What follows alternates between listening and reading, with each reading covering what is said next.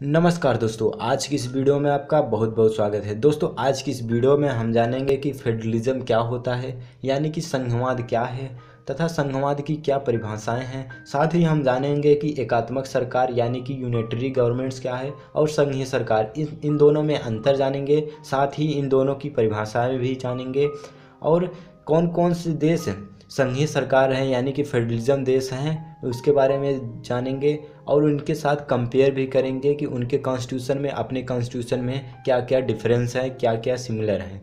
ठीक है, तो बिना देर किए चलो वीडियो शुरू करते हैं।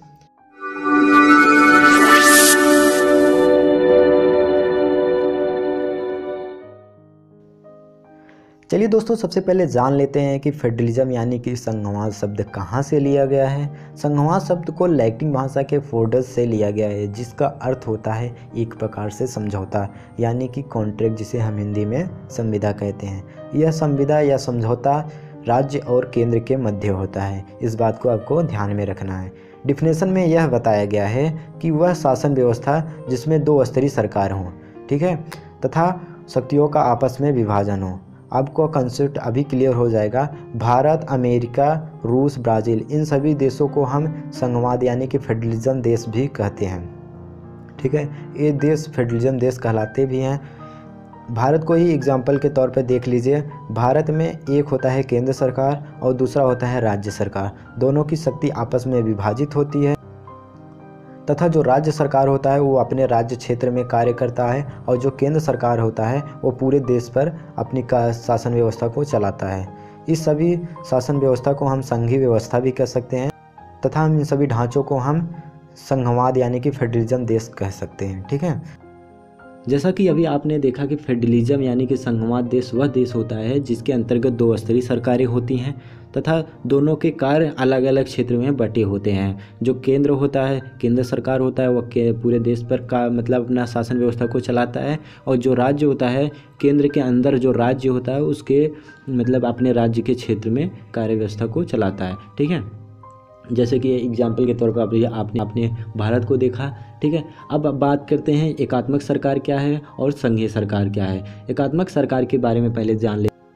एकात्मक सरकार ऐसी शासन व्यवस्था होती है जिसमें केवल केंद्र सरकार शासन और कार्यप्रणाली को संभालता है, जैसे ब्रिटेन, जापान, फ्रांस हैं। इन सभी देशों में राष्ट्रपति ही केंद्र के रूप में अपने देश के ऊपर कंट्रोल करता है, अपने देश की शासन व्यवस्था को चलाता है। ठीक है, ये नोट करने वाला पॉइंट्स अभी हम लास्ट में बताते हैं आपको इसके बारे में समझ में कम आएगा। दूसरा है संघीय सरकार। संघीय सरकार में यह बताया गया है कि ऐसी शासन व्यवस्था जिसमें केंद्र सरकार तथा राज्य सरकार दोनों होते हैं और उनकी शक्ति आपस में बटी होती है और वो अपने अपने क्षेत्र में कार्य करते हैं।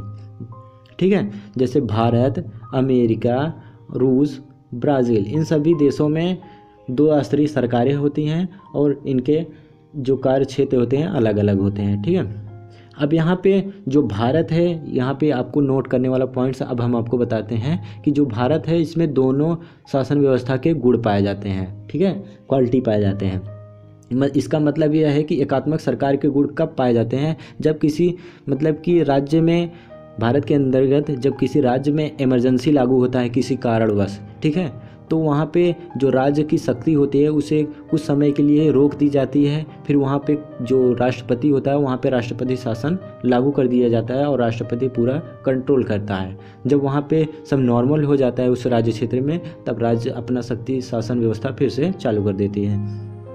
ठीक है, और नीचे एक पॉइंट और लिखा गया है कि सबसे पहले अमेरिका संघवाद को अपनाया था। संघवाद देश सबसे पहले वही बना था। ठीक है, आई होप आपका कंसेप्ट क्लियर हो रहा होगा।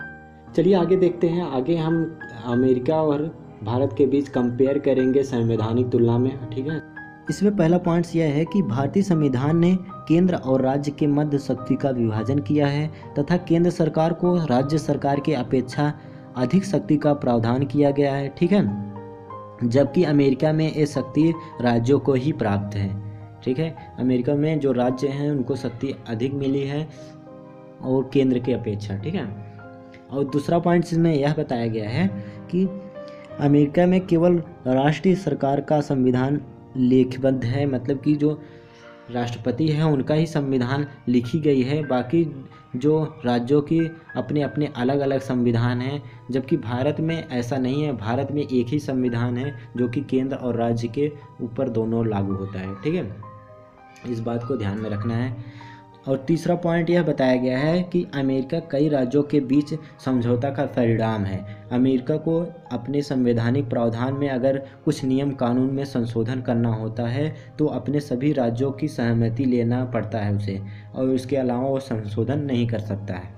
जबकि भारतीय संविधान में ऐसा नहीं है। अगर संविधान के कोई भाग में संशोधन करना होता है तो राज्यों की सहमति लेना आवश्यक नहीं समझा जाता है, और संशोधन करने के लिए संसद में विधेयक पारित करके विशेष बहुमत द्वारा इसे कानून को पास किया जा सकता है। ठीक है, इसमें फोर्थ पॉइंट में यह बताया गया है कि केंद्र और राज्य के बीच शक्तियों का विभाजन हुआ है। भारतीय संविधान में केंद्र और राज्य के बीच शक्तियों का विभाजन तो हुआ है, किंतु जो केंद्र सरकार है वो राज्य सरकार के ऊपर अपना मतलब कि प्रशासनिक और विधायिक दोनों प्रकार से नियंत्रण कर सकती है राज्य के ऊपर। ठीक है, जबकि अमेरिका में ऐसा नहीं है। अमेरिका में क्या होता है कि राज्य के ऊपर कंट्रोल नहीं कर सकते हैं केंद्र सरकार, लेकिन भारत में जो केंद्र सरकार होता है वो राज्य की उस सरकार के ऊपर कंट्रोल कर सकता है। आई होप दोस्तों आपको वीडियो पसंद आया होगा। अगर वीडियो पसंद आया तो इस चैनल को कर दीजिए सब्सक्राइब और बेल आइकन को कर दीजिए ऑन, जिससे हमारे नए वीडियो का नोटिफिकेशन मिले सबसे पहले आपको। तब तक के लिए हम मिलते हैं अगले नेक्स्ट वीडियो में। जय हिंद, जय भारत।